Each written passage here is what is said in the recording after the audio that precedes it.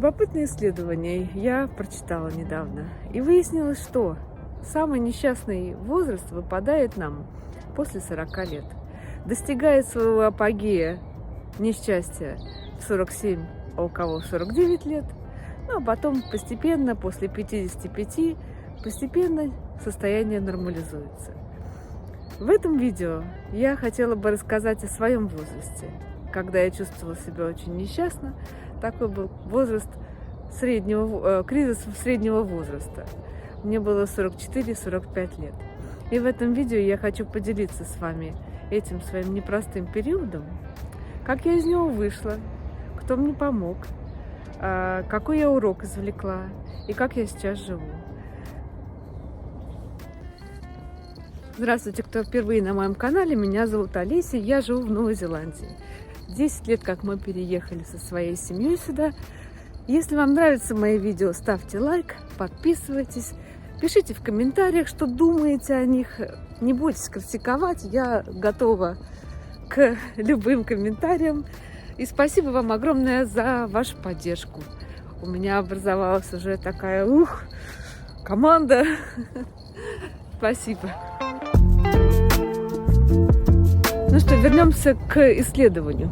Исследование было проведено несколькими вообще странами, но вот в частности одно из больших исследований, это было проведено профессором Дэвидом Бланчфлауэр. Я оставлю ссылку под видео в описании, если вам интересно, на эту статью.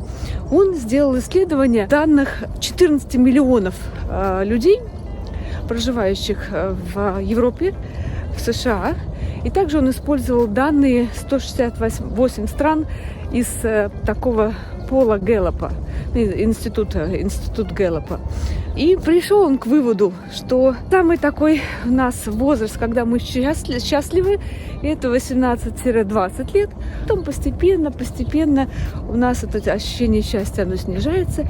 И самый-самый апогей достигает после 40 лет. Ну, все эти исследования все равно говорят о том, что 40-летие, этот возраст, он тяжел для нас. По разным причинам. Кто-то думал, может быть, что жизнь будет легче, чем она есть на самом деле. Кто-то понял, что он не стал суперменом и не стал, может быть, супер успешным, каким он предполагал, что он будет. Кто-то не добился там каких-то своих целей. Женщина, может, не родила ребенка, которого хотела. Потом уже к 40 там появляются такие признаки старения, как увядает кожа, выпадают волосики, животик такой появляется. Ну, сами знаете, что мне говорить об этом. Но в 44-45 у меня произошли два события. Они одинаково глубоко тронули меня. И у меня выключился свет. В общем, у меня такой возник кризис. Эти два события, это была менопауза. И второе событие, это взросление сына. Я стояла на кухне, делала обед, и у меня был только сын дома, ему было 15 лет. И я услышала, меня кто-то зовет. Мама, таким, знаете, мужским голосом. Я подумала, может, муж, хотя мужа не было. Но я вышла в гостиную, подняла глаза, это звал меня сын своим новым голосом.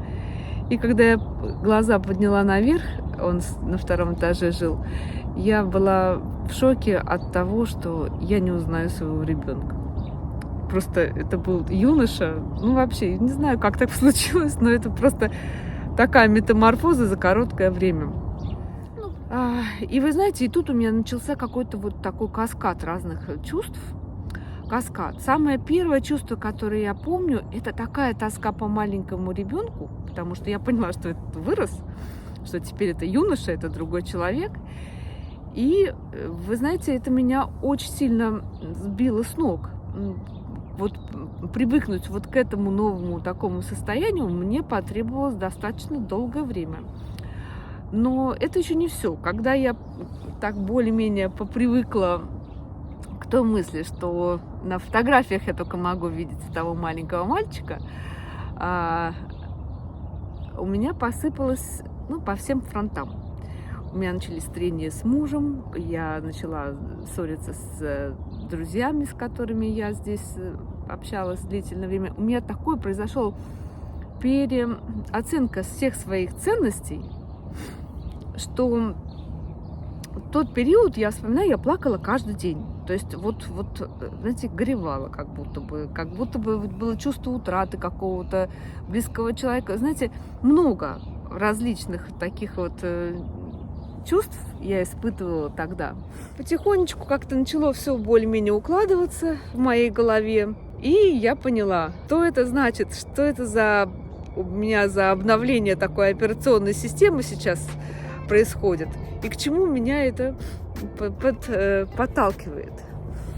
Ну, а поняла я следующее, что я стою сейчас в преддверии какой-то новой абсолютно главы своей жизни, которой мне нужно немножечко просто приспособиться по-другому. Я стала думать больше о старости, о том, как бы я хотела, в общем, старость встретить в дальнейшем, что меня пугает в ней, что меня, может быть, даже радует. Много интересного я открыла. Я не давала себе никак закапывать свои чувства. Я все старалась разобрать.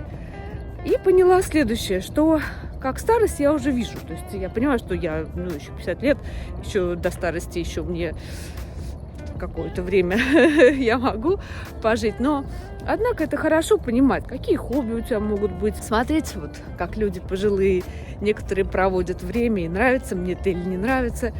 Все равно будем все там. Время идет. Но вы знаете, что у меня, наверное, основная такая проблема была, к которой я в итоге пришла в ходе вот этих вот всех своих кризисного своего периода, это я не хотела, чтобы мое тело менялось. То есть внешность мне как-то не особенно, лицо мне как-то не особенно волновало, а вот тело я себе поставила тогда цель, что хорошо, ничего страшного, зато я могу содержать тело в порядке. Причем у меня не было избыточного веса, и я начала череду каких-то сумасшедших диет. То кето-диета, интервальное голодание. Потом я делала тонны кардионагрузок. Бывало, шла на кардио, потом иду в зал спортивный, и после этого я приходила домой и не ела. Что происходит вообще с человеком после 30 лет? Человек теряет мышечную массу. Мы так устроены. Это полезно знать, что люди теряют свою мышечную массу, начинается возраст уже от 30 лет, и теряем мы 3-5% в 10 лет. А мужчины теряют 30% вообще за всю свою жизнь мышечной массы. Я только теряла мышечную массу. Я стала очень худая, каких-то вообще патологических каких-то цифр достигла. И люди, которые меня знают, все чаще и чаще слышала от них, что я выгляжу очень болезненно. Ой, ты все с тобой в порядке, ты что-то как-то очень нехорошо выглядишь. Это я понимала, что я иду не туда. И самой мне не нравилось. Трицепс висел, худая, как вешал. Я понимала, что мне нужно перейти к силовым нагрузкам. Но кто бы меня, хотя я ходила в это время все время в зал, думаю, кто бы для меня мог бы быть такой фигурой, как ролевая модель? Кто бы меня мог бы проводить в этот мир? Я была в поиске такого человека. Молодые девушки, которые учат по YouTube, или тренеры, которые у нас были в зале, они очень красивые, выносливые, все замечательно. Но мне нужен был человек, который прошел вот этот женский период такой, который тяжелый, где была и менопауза, и какие-нибудь, может быть, сложности, чтобы человек также не занимался когда-то спортом раньше. Поэтому я искала таких людей, женщин в возрасте, в хорошей форме, которые не занимались ранее спортом. И я нашла, и я с вами хочу поделиться. Итак, замечательная Мелисса Нил. Она стала заниматься спортом после 40, а в частности в 45. У нее был тяжелый развод. Она была достаточно такая, видите, в теле. И стала заниматься регулярно. В 49 она участвовала в соревнованиях по бодибилдингу. Потом привезла уже 12 у нее всяких наград по бодибилдингу.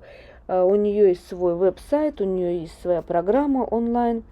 У нее есть свой YouTube канал. Вот здесь вот я позанималась по YouTube каналу в начале.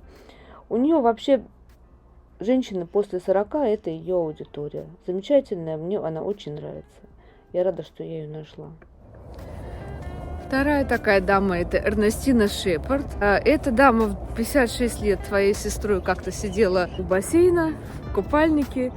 И, посмотрев на свои пузяки, они решили с ней вдвоем, с сестрой, заниматься спортом, прям бодибилдингом. К сожалению, сестра умерла потом от аневризмы. Эрнестина какое-то время была в депрессии, бросила тоже занятия, но, однако, потом она встала снова в ряды, она до сих пор занимается в шикарной форме. Такая прям, я не знаю, одна из древнейших, наверное, бодибилдеров. Что теперь касается меня. Сейчас прошло уже, 3 года прошло. Я чувствую себя гораздо лучше. Я чувствую себя выносливее и сильнее, чем я была в 18 лет, это скажу вам честно. В зал я хожу...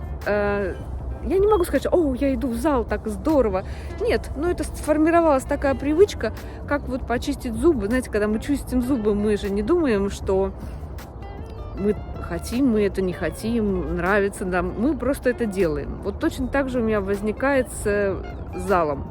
9, 10, супер, 11, продолжай, 12, 13, хорошо, 14 и 15. Ну что, дорогие мои, эта моя история подошла к концу. Большое спасибо, что посмотрели мое видео. Если вы в подобной ситуации, как кризис среднего возраста, то я желаю вам от души побыстрее восстановиться. До новых встреч и спасибо, что были со мной.